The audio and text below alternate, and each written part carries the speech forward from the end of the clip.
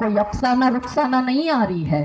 साक्षी और श्रद्धा के 35 टुकड़े हो रहे हैं, इसलिए ये दिल रोता है, इसलिए अपने छोटे छोटे बच्चे छोड़कर मैं निकल पड़ी हूं। ये सोचकर कि कोई एक बेटी यदि ये बात समझ जाए और वो शाश्वत दुर्गा स्वरूपा बनकर इस महान मातृभूमि के त्याग और बलिदान को समझे और उसमें यदि जौहर करने की शक्ति आ जाए तो किसी अब्दुल आफ्ताब के चक्कर में वो नहीं पड़ेगी।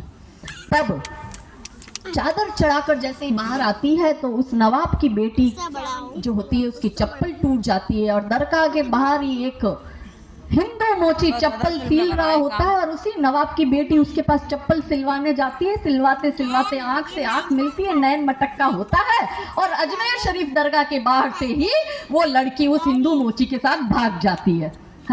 बनाओ तो सही ऐसी फिल्म है, हिम्मत नहीं बनाएंगे क्योंकि इनको पता है कि ये मुस्लिम समाज एक होकर तुम्हारा सर तन से जुदा कर देगा।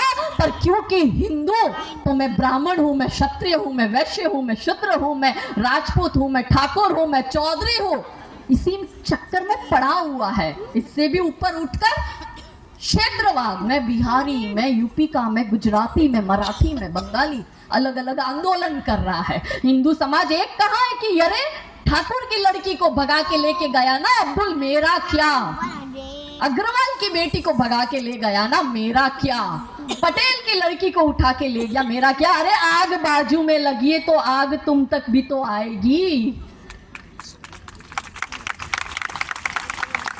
दूसरा, टीवी सीरियल के माध्यम से जो मैंने कहा 25 से 35 वर्ष की महिलाओं को बिगाड़ने का काम कैसे करते हैं। देखो, एकता कपूर की सीरियल में बहुत मस्त साड़ी पहनी हुई महिला होगी, बहुत बड़ा बड़ा मंगलसूत्र, बहुत बड़ी बिंदी, पीछे बहुत बड़ी अंबे माँ की या गणपति दादा का स्टैच्यू होगा और क्या दिखाएंगे, दिखाएंगे ये कि जीवन में एक पुरुष आता है, फिर शादी दूसरे से करेगी, फिर उसको तीसरा पसंद आने लगेगा, फिर जिससे शादी करी वो दूसरा वाला मर जाएगा, फिर कोई चौथा लाइफ में आता है और उससे शादी का प्लान करती है, इतने में तो जो वो मरा हुआ था वो जिंदा हो जाता है, फिर कंफ्यूज होती है इसके साथ जाऊं कि उसके साथ जाऊं। अब यहाँ उपस्थित मेरी बहनें एक सुर में मुझे जवाब दो कि क्या हम हिंदू महिलाओं का चरित्र ऐसा है कि हमारे जीवन में 4-4 पुरुष आते हैं? बताओ, हाथ ऊंचा करके बताओ, जवाब दे के बताओ।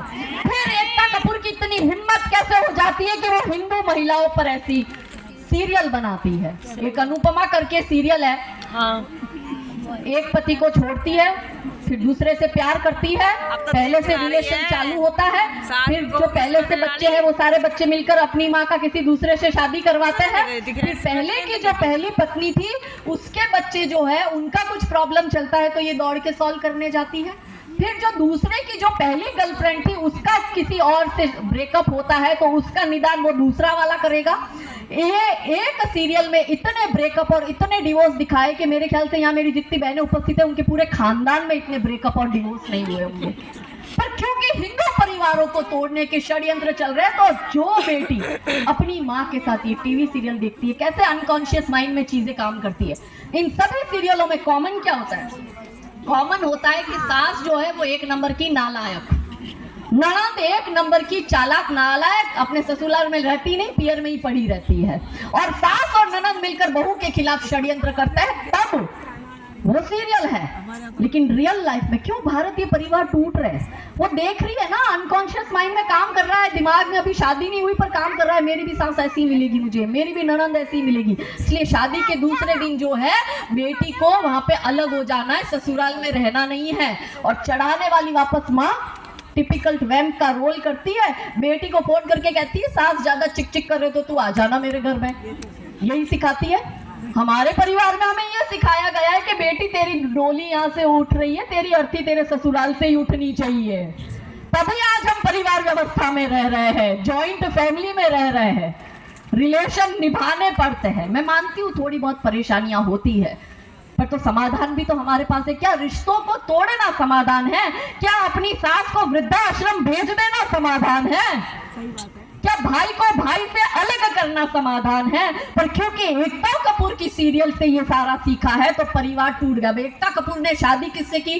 किसी को नहीं पता, बच्चा किसका है वो भी किसी को नहीं पता, पर हमारी बहन बेटियों को ये सिखाती है कि बच्चा पैदा करने के लिए शादी करने की जरूरत नहीं है। तब हमारी बेटी हमसे सवाल करती है कि बच्चा पैदा करने के लिए शादी करने की क्या जरूरत है, तो फिर हम में और जानवरों में फर्क ही क्या रहा यदि हमें व्यवस्था में नहीं रहना है। वो फेमिनिज्म के नाम पर ओटीटी प्लेटफॉर्म जो नौकरी करती हुई बहनें हैं उनका दिमाग कैसे खराब करता है। एक हाथ में दारू का ग्लास, एक हाथ से सिगरेट फूको, अंग्रेजी में गालियां बको क्योंकि तुम वर्किंग वुमेन हो, तुम नौकरी कर रही हो, तो पति तुम्हारे पैर की जूती, सास ससुर तुम्हारे पैर की जूती, ये समाज तुम्हारे पैर की जूती है। आई एम समथिंग वाला रुबाब रखकर मैं पढ़ी लिखी, मैं लाखों रुपए कमा रही हूं, मैं क्यों अपने ससुराल वालों का सुनूं। तो मुझे एक बात का जवाब दीजिए, रानी लक्ष्मीबाई के पास किसी चीज की कमी थी? रानी थी, रजवाड़ा था पूरा उसके पास में, अंग्रेजों की बात मान लेती, हर महीने जो पेंशन मिल रहा था उससे जीवन यापन करती। उसको क्या जरूरत थी अंग्रेजों से युद्ध करने की? रानी चिन्नम्मा को क्या जरूरत थी? 40 वर्षों तक पुर्तगालियों से युद्ध करा पर अपनी राजधानी में आने नहीं दिया। कोई कमी थी क्या उनके पास? नहीं थी। पर ये इतिहास हमारी बहन बेटियों को नहीं बताना है, और इसी के कारण हमारे जो देश में अभी जो परिवार व्यवस्था टूट रही है वो इसका सबसे बड़ा जीता जागता उदाहरण है। तो मेरी बेटियों, मेरी बहनों, हे भारत की बेटी जागो, मैं तुम्हें जगाने आई हूँ। हे भारत की नारी जागो, मैं तुम्हें जगाने आई हूँ। और 100 धर्मों का धर्म एक बलिदान बताने आई हूँ।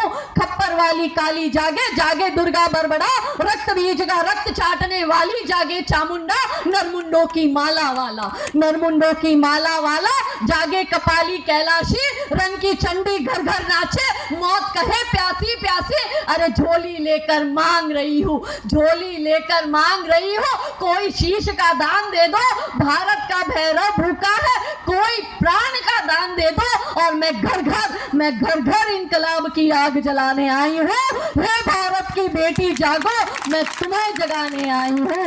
हे भारत की नारी जागो, मैं तुम्हें जगाने आई हूँ। जितने भी देश में घटनाक्रम हुए हैं या जो भविष्य में होने वाले, सारे महिलाओं से रिलेटेड है। अत्याचार